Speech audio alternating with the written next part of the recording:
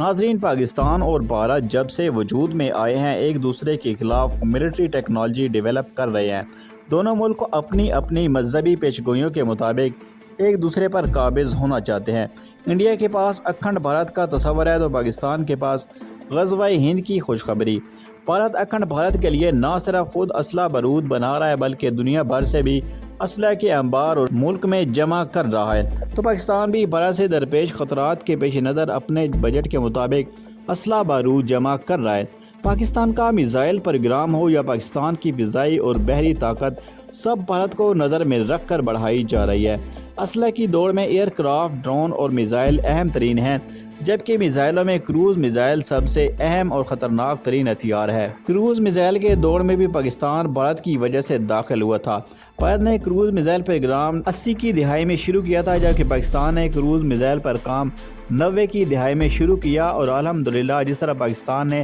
GF-17 thunder Bharat کے بعد شروع کیا اور بھارت سے پہلے بنا لیا، اسی طرح کروز میزائل بھی پاکستان نے بھارت کے بعد شروع کیا اور بھارت سے پہلے اس کو آپریشنل کر لیا۔ لہٰذا آج کی اس ویڈیو میں ہم پاکستان اور بھارت کے کروز میزائل بابر اور نربھے کروز میزائل کا موازنہ کریں گے۔ تو دوستوں، شروع کرتے ہیں اپنی ویڈیو۔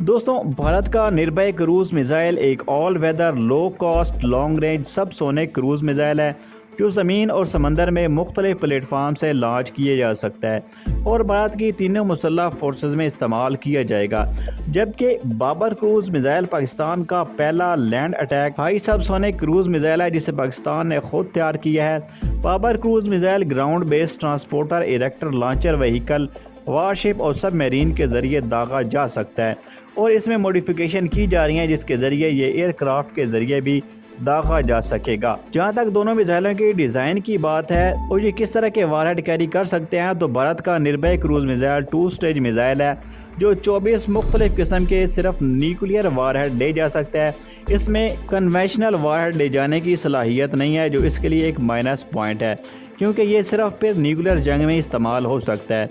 پہلی سٹیج پر اس کا بوسٹر علیحدہ ہونے کے بعد اس کا سائز زیادہ بڑا نہیں رہتا، اس کے درمیان میں ونگز اور دوم پر فنز ہوتے ہیں اور یہ ایک ایئر کرافٹ کی شیپ میں پرواز کرتا ہے، جبکہ پاکستان کا بابر کروز میزائل کی بناوٹ ٹیوبولر فضلات یا نلی نما ہوتی ہے، جس کے درمیان میں 2 فولڈنگ ونگز ہوتے ہیں اور اس کو مستحکم رکھنے کے لیے اس کے انجن کے بالکل اوپر اس کے پچھلے حصے پر فنز ہوتے ہیں جنہیں MP ناچ کہتے ہیں۔ اس میں ٹربو فین یا ٹربو جیٹ انجن پروپلشن کے لیے استعمال ہوتا ہے۔ بابر میزائل روایتی اور نیوکلیئر دونوں طرح کے ہتھیار لے جا سکتا ہے۔ بابر میزائل روایتی اور نیوکلیئر دونوں طرح کے ہتھیار لے جا سکتا ہے، جبکہ نربھے صرف نیوکلیئر وار ہیڈ لے جا سکتا ہے۔ دوستوں، اب ان کی بنیادی خصوصیات پر بات کر لیتے ہیں۔ نربھے کروز میزائل ایک راکٹ کی طرح بلاسٹ ہوتا ہے اور دوسرے کروز میزائلوں کے برعکس بھارت کا یہ میزائل جہاز کی طرح فلیٹ پرواز کرتا ہے، جو ایک مائنس پوائنٹ ہے۔ لانچ ہونے کے فوراً بعد اس کی فرسٹ سٹیج یا نیچے والا حصہ علیحدہ ہو جاتا ہے،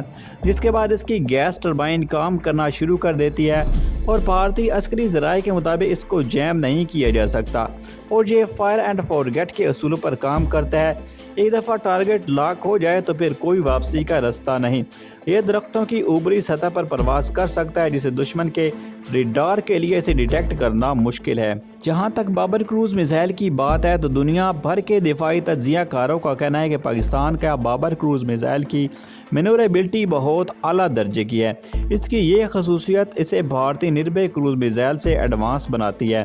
بابر میزائل کے اندر ایسے سسٹم لگے ہوئے ہیں جس کی وجہ سے یہ میزائل خود بخود ٹرین ماسکنگ کرتا ہے، یعنی بابر کروز میزائل زمین کی سطح، پہاڑی ڈھلوان اور درختوں کے اتار چڑھاؤ کے لحاظ سے اپنی پوزیشن خود بخود ایڈجسٹ کرتا ہے، جس کی وجہ سے دشمن کے ریڈار کے لیے بابر کروز میزائل کو ڈیٹیکٹ کرنا مشکل ہے، اور بابر کروز میزائل دشمن کی دفاعی حصار کے اندر گھس جاتا ہے اور اپنے ٹارگٹ کو تباہ کر دیتا ہے۔ لانچ کے لیے اس میں راکٹ بوسٹر لگا ہوتا ہے جس میں سالڈ فیول استعمال ہوتا ہے، اور لانچ کے بعد راکٹ بوسٹر علیحدہ ہو جاتا ہے، جس کے بعد میزائل کو آگے بڑھانے کے لیے جیٹ انجن سٹارٹ ہو جاتا ہے جس میں لیکوئڈ فیول استعمال ہوتا ہے۔ دوستوں، آئیں اب ان کی مزید خصوصیات کا موازنہ کرتے ہیں۔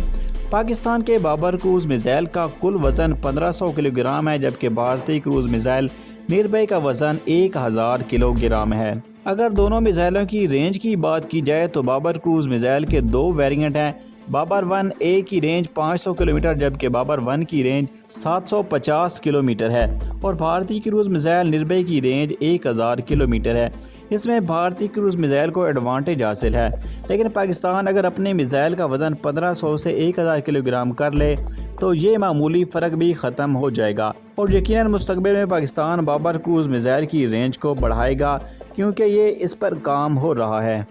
और अगर दोनों मिसाइलों की हथियारों की बात की जाए तो भारतीय क्रूज़ मिसाइल सिर्फ एटमी वारहेड ले जा सकता है जबकि बाबर न्यूक्लियर और कन्वेंशनल दोनों किस्म के वारहेड कैरी कर सकता है और बाबर मिसाइल को निर्भय पर एक एडवांटेज हासिल हो जाता है क्योंकि अगर एटमी जंग नहीं होती तो भारत का ये मिसाइल बेकार पड़ा रहेगा। दोनों की रफ्तार की बात की जाए तो भारतीय मिसाइल की रफ्तार 600 मील फी घंटा है और बाबर की रफ्तार 550 मील फी घंटा है। यहाँ भारतीय मिसाइल की रफ्तार थोड़ी सी ज़्यादा है लेकिन वेट रेशो के हिसाब से बाबर की रफ्तार बहुत ज़्यादा है। जहाँ तक इंजन की बात है तो पाकिस्तानी मिसाइल में सॉलिड फ्यूल रॉकेट बूस्टर और लिक्विड फ्यूल जेट इंजन दोनों इस्तेमाल होते हैं जबकि भारतीय मिसाइल में गैस टरबाइन इंजन है। दोनों मिसाइलों में सबसे अहम चीज़ नेविगेशन सिस्टम है और नेविगेशन के लिहाज से दोनों का मवाजना किया जाए तो बाबर क्रूज़ मिसाइल में global positioning system, inertial navigation system, terrain counter matching और ग्लोबलाइजेशन सैटेलाइट मौजूद है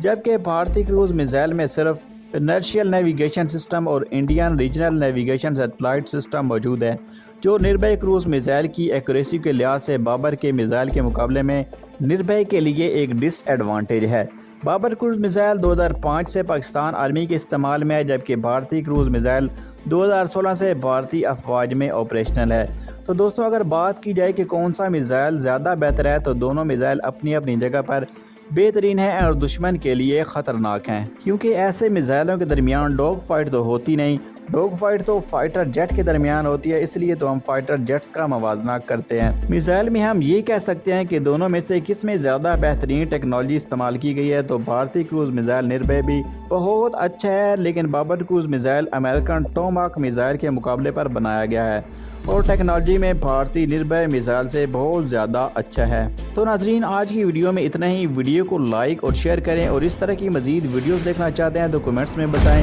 और हमारे चैनल को सब्सक्राइब करके घंटी के बटन को दबा दें।